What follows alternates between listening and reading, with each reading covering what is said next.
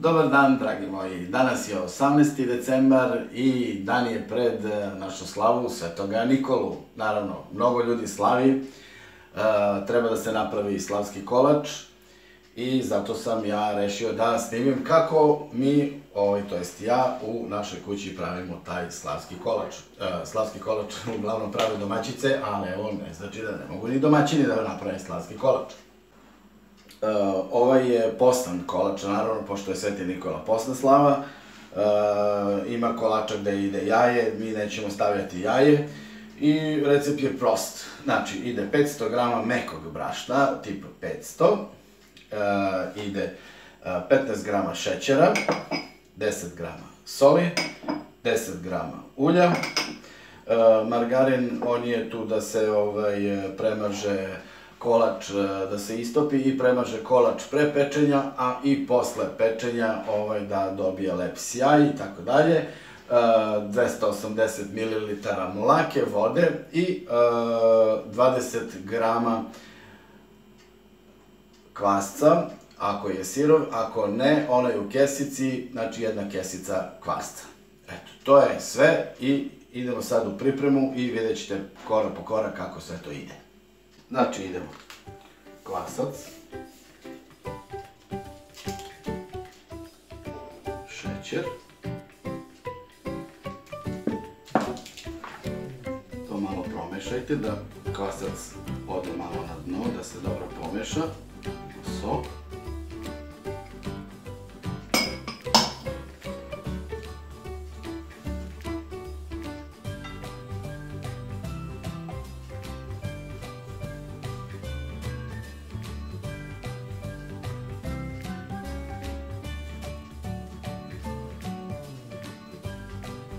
mlaka voda i sada ulje.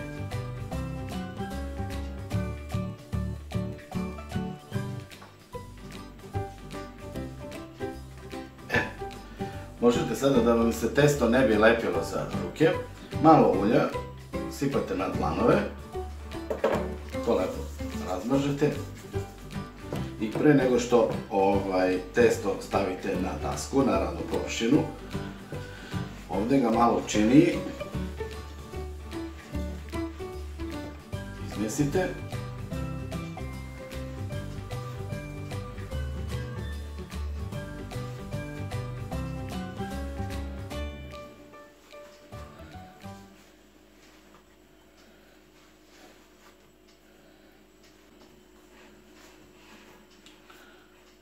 Sada ovo testo treba ostaviti da odstoji 30 minuta.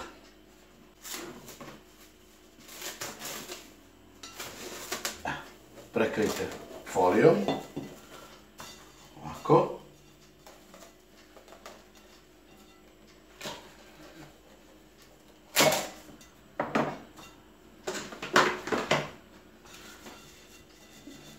I ostavite da stoji na toplom, naravno. Evo, posle pola sata testo je fino naraslo. Možete da vidite kako je lepo i vazdušasto. I sad treba da ovo testo izurčite na radnu površinu. Trebalo bi podeliti testo da se lepo složi u ovaj pleh, jer ja ću tu peći, ali ovako, znači hoću da imam jednu centralnu ovde i 4 ovako kuglice sa strane i napravit ću krstić od 2 pletenice. Znači, trebalo bi ovo testo podeliti, ako imate vagicu to će vam biti lako da izmerite, ali za ukras oko 130 do 150 grama, znači da zaokružite na 700 grama da vam testa ostane. I evo ovako, to je, ovako sad ćemo da merimo, 150 grama, 149, ovo će biti za ukrase. da centralna kugla bude 200 grama, kuglica, 220, to je za ovu centralnu,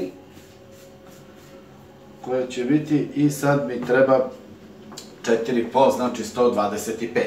I sad ću da pređem na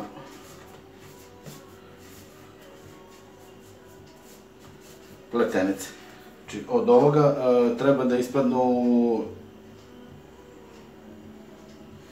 6 onih štapića, od ova 3 i od ova 3. To ćete lako da napravite, malo pouljite površinu.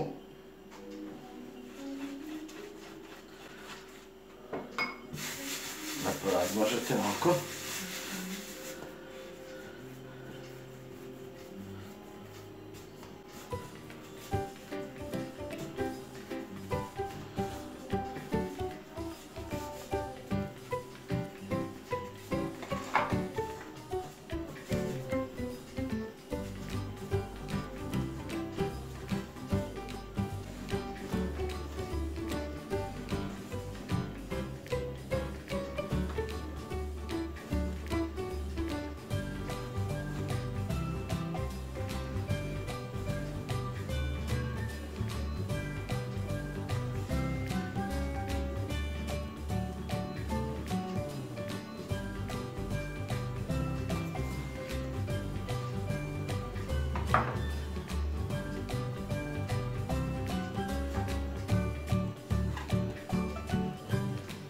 Evo, sada vidite, u međuvremenu sam se predomislio i promenio ovaj kalup. Zašto? Zato što bi u onom kalupu više otišlo u širinu i bilo bi više kao pogača, a želim da kolač bude visok, tako da sam promenio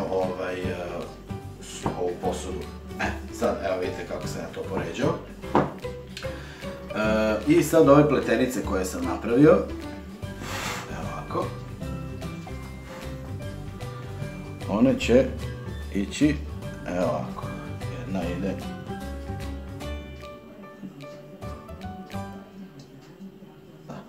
i naravno ovo treba sad opet ostaviti ovako sve u kompletu na neko fino i toplo mesto, otprilike opet jedno pola sata da to lepo naraste, a u međuvremenu ću pripremiti još dodatni neki ukras, ono što već ide standardno, znate, klasično pečat i eventualno možda još neki ukras i tako. Pa znači za pola sata kad ovo naraste, onda ćemo da vidimo kako je to izgleda i da stavimo ukrase i posle toga ide na pečenje u rernu. Sad nastavljamo dalje. Evo, posle pola sata vidite kako je kolač, lepo je, što se kaže, nadošao, narastalo.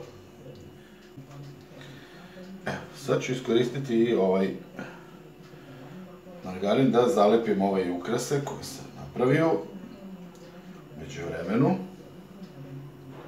Ovo se pravi obično od onog takozvanog belog testa, znači samo brašno i voda, ali ja sam od ovih ostataka, od ove pletenice, njih iskoristio pa su i oni malo narasli kolač i on sada ide u rernu na pečenje prilike oko 35 minuta od 180 do 200 stepeni. Pa, dragi moji, evo, posle 35 do 40 minuta kolač je divno ispečen. Evo vidite kako ima lepu boju. I sad treba i na kraju još malo rastvorom margarina i ulja. Malo ga premažite. Dobije ovako lep sjaj. To bi bilo to. Ćao narode, do nekog drugog recepta.